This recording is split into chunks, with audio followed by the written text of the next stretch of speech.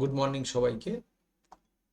আগের দিন আমি বলেছিলাম যে তোমাদের ফরেন কি এর ব্যাপারটা আজকে দেখাবো, আর তার সঙ্গে টেবিল কিভাবে ডিলিট করে সেটাও আজকে দেখাবো বলেছি।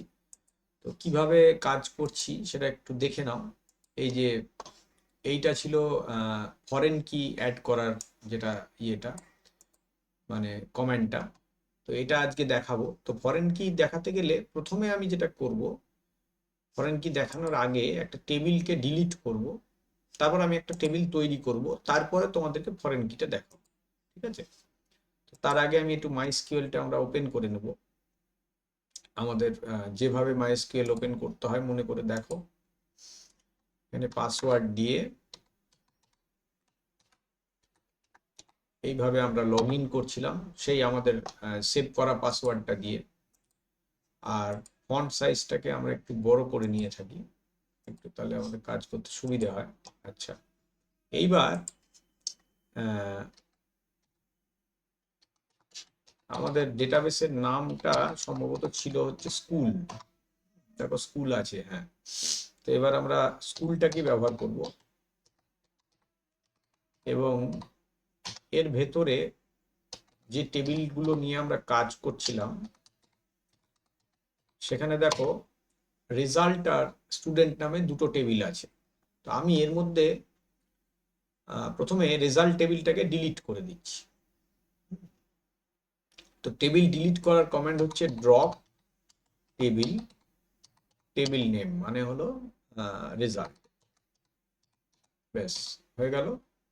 তো টেবিলটাকে ডিলিট করে দিলাম। তাহলে এখন যদি আমরা আবার দেখি টেবিল, দেখো শুধু স্টুডেন্ট টেবিলটা আছে। তো স্টুডেন্ট টেবিলটার মধ্যে আমার কি কি অ্যাট্রিবিউট গুলো আছে একটু দেখে নিই আমরা।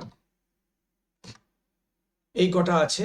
তো এর মধ্যে প্রাইমারি কি হলো আইডিটা। তো ক্লাস সেকশন রোল যেটা আছে এইগুলোকে দিয়েই আমি বেশিরভাগ জিনিসই কমন থাকবে রেজাল্ট টেবিলটাতে, কিন্তু অন্য কাজে লাগবে, সেই জন্য আমরা রেজাল্ট টেবিলটা তৈরি করছি। তো নতুন টেবিল আর একটা তৈরি করে নিচ্ছি রেজাল্ট বলে।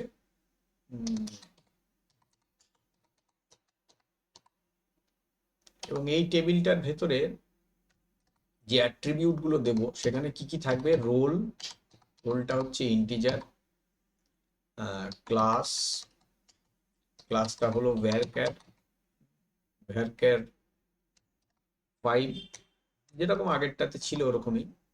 সেকশন, সেকশনটাও ভ্যারক্যার, এটাতে একটাই দিয়েছিলাম। আর আইডি দেব, আইডিটা ইন্টিজার ছিল, ইন্টিজারই থাকবে। আর মার্কস দেব, মার্কসটা হবে ফ্লোট। এবং এখানে আমরা সাইজটা এটা করে দিলাম। এইবার যেটা করতে হবে, আমরা এখানে মাল্টিপল প্রাইমারি কি করব, মানে একটা প্রাইমারি কি থাকবে না, অনেকগুলো প্রাইমারি কি একসঙ্গে এই টেবিলে থাকবে। কিভাবে করতে হয়, প্রাইমারি কি কথাটা লেখার পর ব্র্যাকেটে বিভিন্ন অ্যাট্রিবিউট গুলোকে লিখতে হয় যেগুলোকে আমরা প্রাইমারি কি করতে চাইছি। যেমন ধরো রোল, ক্লাস আর সেকশন, এই তিনটেকে আমি এই টেবিলের প্রাইমারি কি করে রাখতে চাইছি। তাহলে প্রাইমারি কি লেখার পর ব্র্যাকেটের ভেতর সবকটা অ্যাট্রিবিউটকে আমাদের লিখতে হবে। হয়ে গেল। এবার আমরা দেখে নিই। হয়ে গেল। দেখো এবার আমি স্টুডেন্টের বদলে রেজাল্ট টেবিলটাকে ডেসক্রাইব করব। দেখো রেজাল্ট টেবিলের ভেতরে তিনটে প্রাইমারি কি আছে, রোল, ক্লাস, সেকশন, রোল আর কি, তিনটে। ঠিক আছে? মাল্টিপল প্রাইমারি কি এইভাবে ডিফাইন করতে হয়। তো এটাও আজকের ক্লাসে দেখিয়ে দিলাম। আচ্ছা, এইবার যেটা করব সেটা হচ্ছে যে এই যে রেজাল্ট টেবিলটা আছে, রেজাল্ট টেবিলে দেখো আইডি বলে একটা কলাম আছে। আর যেটা আমাদের স্টুডেন্ট টেবিল আছে সেখানেও একটা আইডি কলাম আছে, কিন্তু স্টুডেন্ট টেবিলের যে আইডি কলামটা সেটা ছিল প্রাইমারি কি, হোয়ার অ্যাজ রেজাল্ট টেবিলে যে আইডি কলামটা আছে এটা কিন্তু প্রাইমারি কি হবে না। কেন? কারণ ওই টেবিলের সঙ্গে এই টেবিলের একটা রেফারেন্স তৈরি করব, করে এই এটাকে ফরেন কি তৈরি করব। ফরেন কি কাকে বলে তোমাদের অলরেডি আমি আগে ক্লাসে করিয়েছি, একটু দেখে নিতে পারো। তো এইবার দেখো, এটা করার জন্য আমাদের এই সিনট্যাক্সটা লিখতে হবে, যেখানে আমরা একটা টেবিলের রেফারেন্স আর একটা টেবিলে ব্যবহার করব। এইবার এখানে দেখো আমরা এটা নিয়ে নিলাম। এবার এখানে টেবিলের নামগুলো দিতে হবে। যেমন আমি রেজাল্ট টেবিলে ফরেন কি ডিফাইন করছি, তাহলে আমি টেবিলের নাম কি দেবো, রেজাল্ট। আর এখানে ফরেন কি কাকে করছি, আইডি কে, তাহলে অ্যাট্রিবিউটের নামের জায়গায় আমি আইডি করে দিলাম। কোন টেবিল থেকে আইডিটা আসছে, উত্তর হচ্ছে স্টুডেন্ট টেবিল থেকে, তাহলে এখানে স্টুডেন্ট লিখে দিলাম। এবং স্টুডেন্টের টেবিলের কোন অ্যাট্রিবিউটটা প্রাইমারি কি ছিল যেটা এলো সেটাও আইডি আছে, তো সেই জন্য এখানেও আমি আইডির কথাটা লিখে দিলাম। ঠিক আছে, এই হচ্ছে তাহলে আমার ফরেন কি তৈরি করার সিনট্যাক্স হয়ে গেল। আচ্ছা, এইবার ফরেন কি হয়েছে কি হয়নি সেটা দেখার জন্য আমাদের আবার ডেসক্রাইব করতে হবে রেজাল্টকে। তো দেখো এবার আমি আবার ডেসক্রাইব করছি।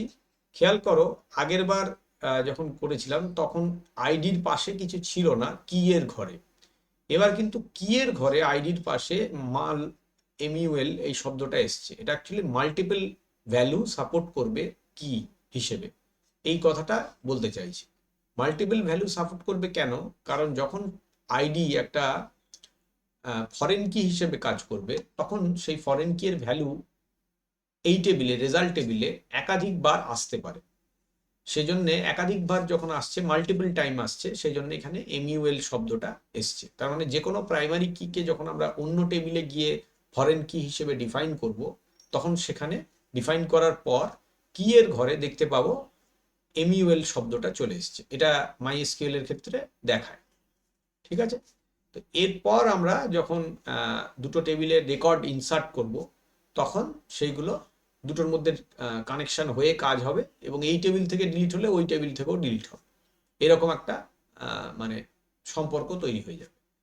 ঠিক আছে, তো এইভাবে আমাদের সমস্ত ডিডিএল কমেন্ট যে কটা ছিল আজকে কমপ্লিট হয়ে গেল।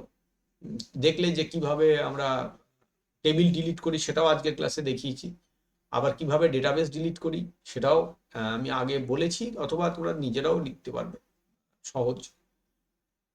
তো এইভাবে ক্রিয়েট যে ক্লাসটা করেছিলাম সেই ক্লাসে দেখিয়েছিলাম। তো এই হচ্ছে আমাদের ডিডিএল কমেন্ট। তো পরবর্তী ক্লাস থেকে আমরা আমাদের ডিএমএল কমেন্টগুলো শুরু করব। ডিএমএল কমেন্ট মানে এবার এতদিন ধরে টেবিলটা নিয়ে কাজ হচ্ছিল, এরপর থেকে শুরু হবে টেবিলে যে ডেটা ইনসার্ট করব, আপডেট করব, ডিলিট করব, সিলেক্ট করব, সেইগুলো নিয়ে কাজ। ঠিক আছে, তো আজকে আমি এইটুকুই করালাম, যেখানে ডিডিএল কমেন্টগুলোর লাস্ট যেটা বাকি ছিল সেটাও আমাদের হয়ে গেল। তো পরবর্তী ক্লাসে তোমাদের ডিএমএল কমেন্ট স্টার্ট করব। থ্যাংক ইউ সকলকে।